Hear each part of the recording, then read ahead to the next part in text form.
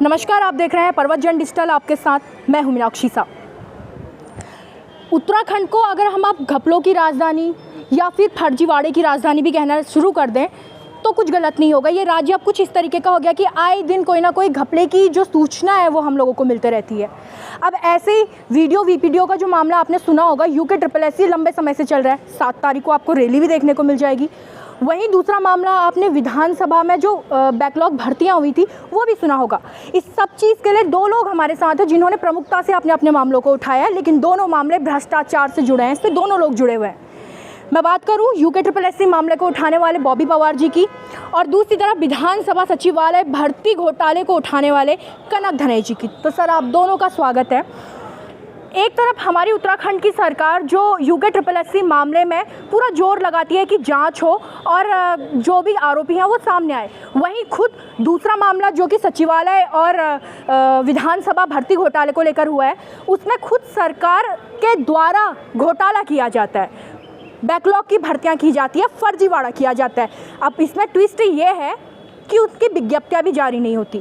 सबसे पहले कनक धनेजी जी के पास चलूँगी। एक तरफ सरकार जांचों पे ऊपर जांचें बैठाती है, दूसरी तरफ खुद घोटाले में इन्वॉल्व हो जाती है। बिल्कुल, ये कोई एक सरकार की परिपाटी नहीं है।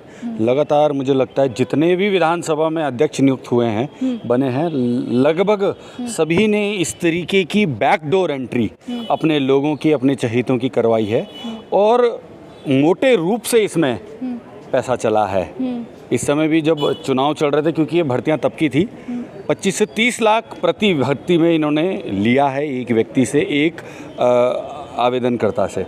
अब इसमें सबसे बड़ी बात ये होती है कि जब इसमें वित्तीय स्वीकृति उस समय के विधानसभा के अध्यक्ष को नहीं मिली, तो उन्होंने नेक्स्ट कार्यकाल में 5 महीना रोककर वित्तीय स्वीकृति तब दिलवाई जब वो खुद वित्त मंत्री बने। तो इस तरीके का ये प्रपंच रचा जा रहा है, बेरोजगारों के संसाधनों के ऊपर कुठारघात किया जा रहा है, उनके साथ अन्याय हो रहा है। और मुझे लगता है आज मीडिया के माध्यम से हम सबको इस बात को जानने की आवश्यकता है कि जो व्यक्ति मेहनत करने वाला व्यक्ति है, जो अपने ग्रेजुएशन के बाद अपने 4-5 साल करणपुर में तैयारी में दे रहा है, वो व्यक्ति अगर ना निकले तो उसके पीछे ज़रूर किसी न किसी हाकम सिंह या प्रेमचंद जैसे व्यक्तियों का नाम, उनकी साख जुड़ी है। उसमें आप अपने घर के बच्चों को, घर के युवाओं को डांटिएगा मत, क्योंकि अब ऐसी स्थिति है कि कौशल के हिसाब से जो काम होना चाहिए था, जो उनको रोज़गार मिलना चाहिए था, उस पे बड़े बड़े नेता, बड़े बड़े जो सेटिंग करने वाले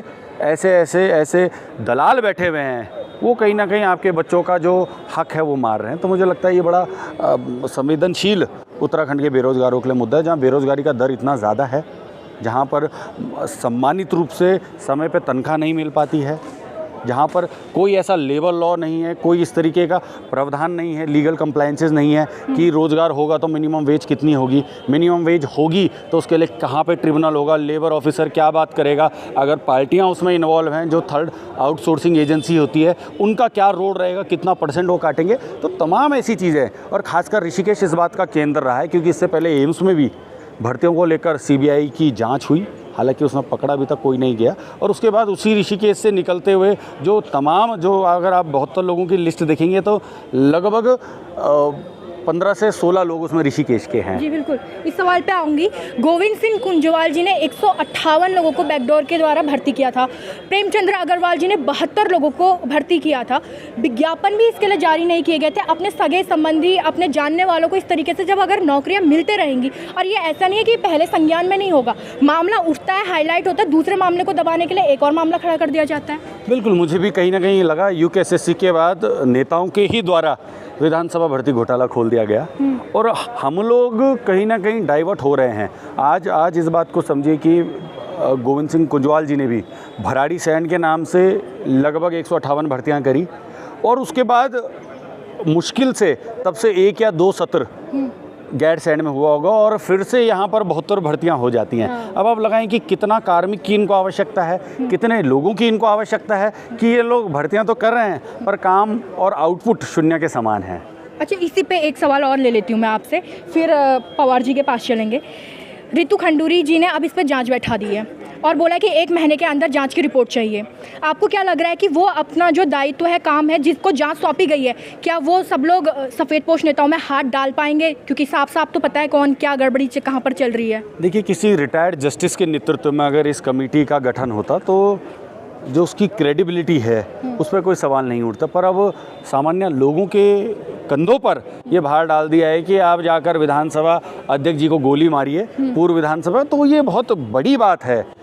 और उसकी निष्पक्षता पे, क्योंकि जितनी भी कमेटियां सरकार के द्वारा बनाई जाती है वो प्रो गवर्नमेंट होती हैं, तो मुझे फिर भी एक संदेह है, एक डाउट है कि किसी न किसी रूप में ये उनको बचाने के लिए, और जो सारी गाज है वो छोटे मछलियों पर, मुकेश सिंघल जैसे छोटे लोगों पर अत्याचार कर कर उनको आगे बलि का बकरा बनाकर बड़े लोगों को इससे बाहर निकाला जा रहा है। तो इस बात की कहीं ना कहीं हम सबको कहीं ना कहीं इस बात को समझना चाहिए कि जो असली कल्प्रिट है, जो बड़े मगरमच्छ हैं, उन तक हम लोग, आप लोग ना पहुँचें, इसलिए मुकेश सिंघल जैसे लोगों को इनके दफ्तर पे ताला लगा दिया जाता है, अवकाश पे भेज दिया जाता है, जबकि जांच सबसे ज़्यादा जो कोई व्यक्ति प्रभावित कर सकता है वो स्वयं वित्त मंत्री हैं। उनको अगर छुट्टी देती सरकार तो मुझे लगता है, वरना आप खुद जानते हैं एक मंत्री का ओहदा, एक मंत्री का प्रोटोकॉल और एक मंत्री का महज फ़ोन जाना, वो कहीं ना कहीं हर व्यक्ति अपने आप को ओबलाइज महसूस करता है। तो ये होना चाहिए था कि वित्त मंत्री को 1 महीने की छुट्टी पर भेजना चाहिए था।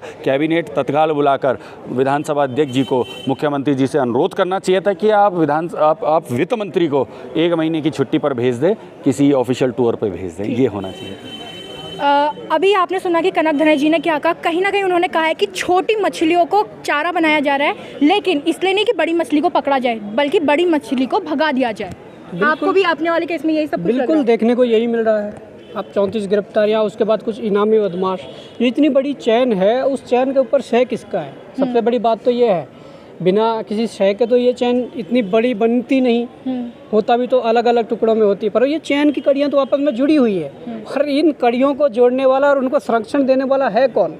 वही तो बड़े मगरमच्छ जैसे उदाहरण दे रहे हैं, या वही सफ़ेदपोश जिनकी बात हो रही है, वही लोग हैं। तो उनको जब सामने लाया जाएगा, या हमारी सरकार या एसटीएफ उनके नाम, कितनी जांचें बैठाएंगी? दोनों से सवाल है, ऐसी कितनी जांचें बैठाई जाएंगी? सहकारिता में भी जांच बैठाई गई थी, अब तक कोई परिणाम सामने नहीं आया। कुछ दिन थोड़ी खटर पटर लगी थी, लेकिन उसके बाद कोई जांच का परिणाम नहीं आया। क्या हो रही है उस जांच? देखिए, जांच क्या होता है कि हमारे लाल बहादुर शास्त्री जी जो हैं, वो पहले जब रेल मंत्री थे, रेल दुर्घटना हुई, उन्होंने नैतिकता के आधार पर त्याग पत्र दिया।